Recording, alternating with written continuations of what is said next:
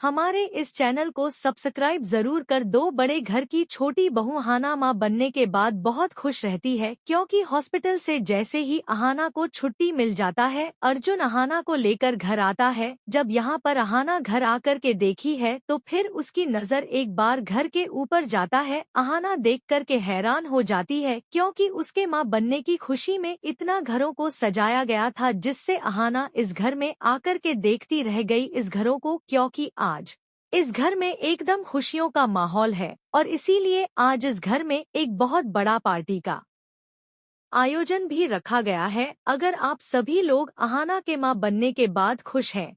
बड़े घर की हवेली किसी सपने जैसी लग रही थी। हर तरफ फूलों की खुशबू फैली हुई थी, नदियों की रोशनी से पूरा आंगन चमक रहा था और दीवारों पर सजी झालरें यह बता रही थी कि आज इस घर में कोई बहुत बड़ी खुशी आई है। ऐसा लग रहा था जैसे किसी शादी का उत्सव हो, जैसे वर्षों बाद घर को अपनी असली रौनक वापस मिल गई हो। दुर्गा देवी सुबह से ही पूरे घर को अपने हाथों से सजा रही थी। उनकी आंखों में आज अलग ही चमक थी, चेहरे पर गर्व और खुशी साफ झलक रही थी। अस्पताल से जैसे ही खबर आई कि अहाना और अर्जुन अपने बच्चे के साथ घर लौट रहे हैं, दुर्गा देवी ने बिना देर किए पूरे घर में ऐलान कर दिया कि आज कोई कंजूसी नहीं होगी। आज उनका पोता पहली बार इस घर में कदम रखने वाला था और इस खुशी में पूरा घर जगमगाना चाहिए। तीनों बहुएं पूरे मन से सजावट में जुटी हुई थी। कोई फूलों की लड़ सजा रही थी, कोई दिए जला रही थी, तो कोई पूजा की थाली को अंतिम रूप दे रही थी। श्रोतो मामा भी पीछे नहीं थे, कभी बाहर खड़े होकर काम देख रहे थे तो कभी अंदर आकर पूछते थे कि कहीं किसी चीज की